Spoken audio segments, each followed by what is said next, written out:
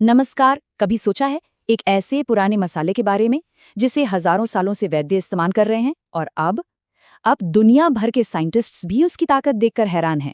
आज हम एक ऐसे ही सफर पर निकल रहे हैं जहां परंपरा और विज्ञान दोनों एक दूसरे से हाथ मिलाते हैं। तो चलिए अपनी पड़ताल शुरू करते हैं एक सवाल से। क्या कोई ऐसा मसाला हो सकता है जो न सिर्फ खुद पावरफुल हो बल्कि जब उसे दूसरी दवाओं के साथ लिया जाए तो उनकी ताकत को भी कई गुना बढ़ा दे, मतलब एक असली सुपर बूस्टर। इस जादुई मसाले का नाम है पिपली, जिसे अंग्रेजी में लॉन्ग पेपर भी कहते हैं। जी हाँ, ये अपनी जानी पहचानी काली मिर्च की ही रिश्तेदार है, पर इसकी कहानी और इसके गुण वो कई ज्यादा अनोखे हैं।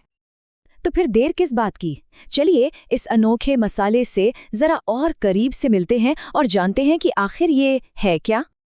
तो ये जो पिपली है ये असल में एक बेल होती है। इसका साइंटिफिक नाम है पाइपर लॉन्गम। और इसके जो ये छोटे छोटे सिलेंडर जैसे फल दिख रहे हैं ना, बस यही है वो खजाना जिसका इस्तेमाल हजारों सालों से दवा के तौर पर होता आ रहा है। पुराने ग्रंथों में इसका जिक्र सिर्फ पिपली नाम से नहीं है, इसे मगधी, कृष्णा, कन्या जैसे कई नामों से पुकारा गया है। और सोचिए, जब किसी एक चीज के इतने सारे नाम हो तो ये अपने आप में बताता है कि वो कितनी जरूरी और पॉपुलर रही होगी। अच्छा, अब जरा नजरिया बदलते हैं और देखते हैं कि आयुर्वेद की पारखी नजर पिप्पली को कैसे समझती है। देखिए, आयुर्वेद किसी भी जड़ी बूटी को उसकी एनर्जी और गुणों के आधार पर परखता है। आयुर्वेद का महान ग्रंथ है चरक संहिता। उसमें पिपली को दो खास ग्रुप्स में जगह दी गई है। पहला ग्रुप है दीपन पाचन, मतलब जो पाचन की आग को मजबूत करे, और दूसरा कास श्वासहर, यानी जो खांसी और सांस की तकलीफों में आराम दे। तो यहीं से हमें पहला इशारा मिलता है कि पारंपरिक तौर पर इसका सबसे बड़ा इस्तेमाल कहाँ होता था। आयुर्वेद में किसी भी चीज का विश्लेषण उसके स्वाद से शुरू होता है, जिसे कहते हैं रस। पिपली का रस है कटु, यानी तीखा, पंजेंट। जैसे ही हम इसे जुबान पर रखते हैं, शरीर पर इसका असर वहीं से शुरू हो जाता है। स्वाद के बाद नंबर आता है इसके गुण और वीर्य का, यानी इसकी क्वालिटी और तासीर कैसी है।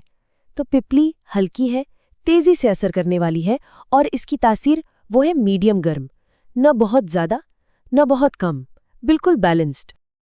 तो अब जरा इसका पूरा प्रोफाइल देखिए, कितना इंटरेस्टिंग है। स्वाद में तीखी, तासीर में गर्म, पर कहानी में एक ट्विस्ट है। जब ये पच जाती है तो इसका असर, जिसे विपाक कहते हैं, वो मीठा हो जाता है। और यही अनोखा कॉम्बिनेशन इसे पाचन सुधारने और शरीर को फिर से ताकत देने दोनों के लिए लाजवाब बना देता है। तो भाई, इन सारे गुणों का असल जिंदगी में मतलब क्या हुआ? चलिए अब थ्योरी से जरा प्रैक्टिस पर आते हैं और देखते हैं कि सदियों से वैद्य इसका इस्तेमाल करते कैसे आए हैं। मोटे तौर पर देखें तो इसके 3 मेन काम हैं। एक, दीपन पाचन, यानी ये डाइजेशन को मजबूत करती है। दूसरा, कासहर, मतलब ये सांस की तकलीफों को दूर करती है। और सबसे खास, रसायन, यानी ये शरीर में नई जान डालती है। एक तरह का रिजुविनेटिंग टॉनिक है ये। पिपली सिर्फ अकेले ही काम नहीं करती, ये कई बहुत मशहूर आयुर्वेदिक फॉर्मूलों की जान है। त्रिकटु चूर्ण या च्यवनप्राश का नाम तो हम सबने सुना ही है ना? इन दोनों का एक अहम सितारा पिपली ही है। ठीक है, तो ये तो हुई हजारों साल पुरानी बात। लेकिन सवाल ये है कि क्या आज का विज्ञान, मॉडर्न साइंस इन दावों को मानता है?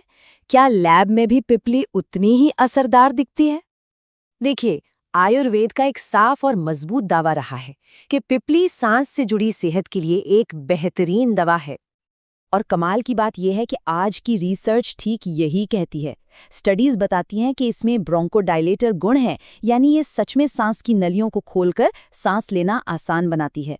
सोचिए, जो बात हजारों साल पहले कही गई थी, आज विज्ञान उसी पर मुहर लगा रहा है। तो इस सारे जादू के पीछे का असली राज क्या है? साइंटिस्ट ने इसके हीरो मॉलिक्यूल को ढूंढ निकाला है, पाइपरिन। यही वो केमिकल कंपाउंड है जो पिपली को इसका तीखापन और इसके ज्यादातर औषधीय गुण देता है। और पाइपरिन का सबसे हैरान करने वाला गुण तो अब सुनिए, ये एक बायो एनहांसर है। आसान भाषा में समझे तो ये एक होशियार मैनेजर की तरह काम करता है।